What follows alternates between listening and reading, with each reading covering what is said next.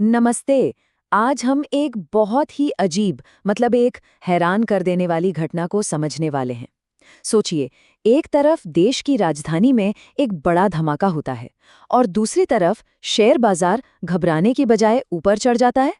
अब सवाल ये है कि ऐसा हुआ क्यों? और ये पूरी घटना हमारी इकोनॉमी की मौजूदा ताकत के बारे में क्या बताती है? चलिए मिलकर इस पहेली को सुलझाते हैं। तो बात है 10 नवंबर की शाम की। जगह दिल्ली का Lal Qila metro station. Traffic jam में फंसी एक कार और उसमें अचानक एक जोरदार धमाका होता है। आप समझ सकते हैं, ये खबर आग की तरह पूरे देश में फैली और हर तरफ एक चिंता का माहौल बन गया। और इस हादसे का जो इंसानी पहलू था वो बहुत दुखद था। 13 लोगों की जान चली गई। ये एक ऐसा लम्हा था, एक राष्ट्रीय शोक का लम्हा, जिसने सच में हर किसी को हिलाकर रख दिया।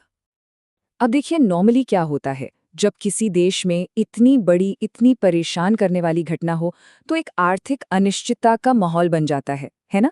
इन्वेस्टर्स में पैनिक फैलता है और शेयर बाजार का गिरना ये एक बिल्कुल नेचुरल रिएक्शन माना जाता है।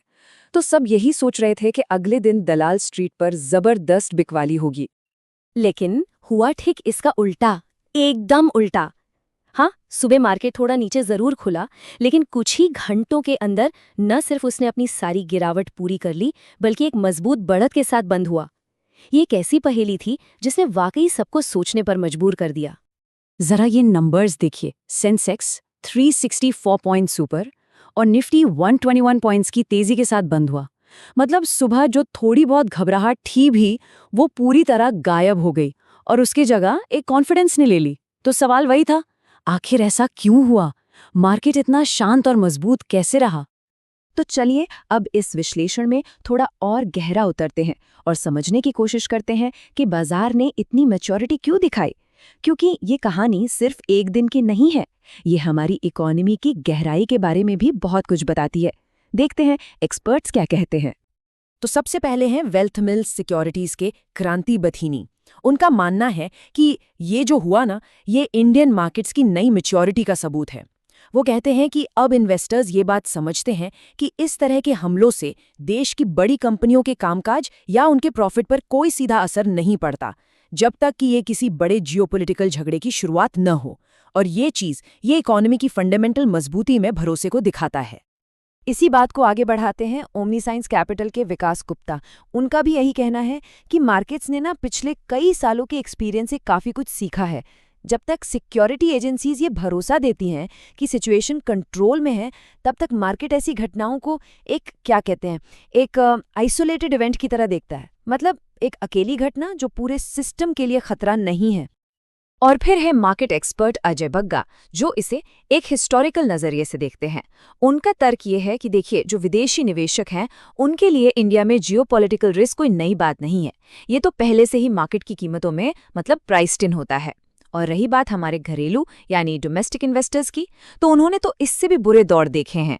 इसलिए उनमें ऐसी घटनाओं को सहने की आदत भी है और देश की लॉन्ग टर्म ग्रोथ स्टोरी पर भरोसा भी है। तो अगर हम इन सारे एक्सपर्ट्स की बातों को जोड़कर देखें तो 4 मेन बातें सामने आती हैं। पहली, जियोपॉलिटिकल रिस्क पहले से ही प्राइस्ड इन था। दूसरी, हमारे इन्वेस्टर्स झटकों के आदी हो चुके हैं। तीसरी, इस हमले को किसी बड़े झगड़े की शुरुआत के तौर पर नहीं देखा गया। और चौथी और शायद सबसे जरूरी बात, मार्केट का ध्यान दरअसल कहीं और ही था। ये चारों बातें मिलकर एक ऐसी इकोनॉमी की तस्वीर बनाती हैं जो अब बाहरी झटकों को पहले से कहीं बेहतर तरीके से झेल सकती है।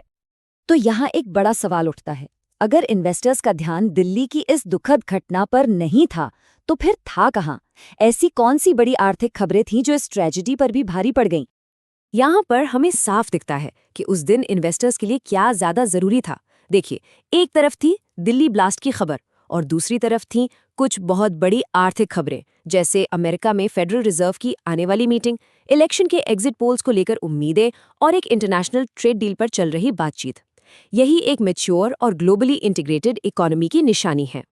इसे ऐसे समझिए जैसे किसी इन्वेस्टर की 11 नवंबर की टू डू लिस्ट हो। उस लिस्ट में दिल्ली ब्लास्ट का असर शायद चौथे नंबर पर था, अगर था भी तो। टॉप प्रायोरिटी पर क्या था?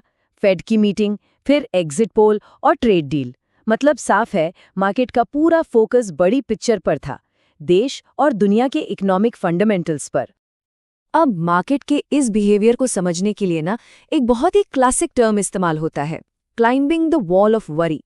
हिंदी में कहें तो चिंता की दीवार पर चढ़ना। चलिए समझते हैं कि आखिर ये है क्या और उस दिन इंडियन मार्केट पर ये कैसे फिट बैठता है। तो ये वॉल ऑफ वरी उस सिचुएशन को कहते हैं जब चारों तरफ नेगेटिव खबरें हों, माहौल खराब हो, लेकिन इसके बावजूद शेयर मार्केट ऊपर चढ़ता चला जाए। ये इस बात का सिग्नल होता है कि इकोनॉमी की जो बुनियादी ताकत है और इन्वेस्टर्स का जो भविष्य को लेकर भरोसा है, वो इन नेगेटिव खबरों पर भारी पड़ रहा है। और 11 नवंबर को इंडियन मार्केट ने एग्जैक्टली यही किया। उसने चिंता की इस दीवार को कामयाबी से पार कर लिया। और ये सब हमें एक बहुत ही ज़रूरी सवाल पर लाकर खड़ा कर देता है। अगर दिल्ली ब्लास्ट जैसी दुखद घटना को भी मार्केट झेल सकता है, अगर देश की आर्थिक बुनियाद पर भरोसा इतना मजबूत है, तो फिर वो कौन सी चीज़ होगी जो इस भरोसे की दीवार को गिरा सकती है? हमारी इकोनॉमी का ये जो नया लचीलापन है, इसकी भी तो कोई सीमा होगी। ये एक ऐसा सवाल है जो आने वाले समय में इन्वेस्टर्स और पॉलिसी मेकर्स दोनों को सोचना होगा।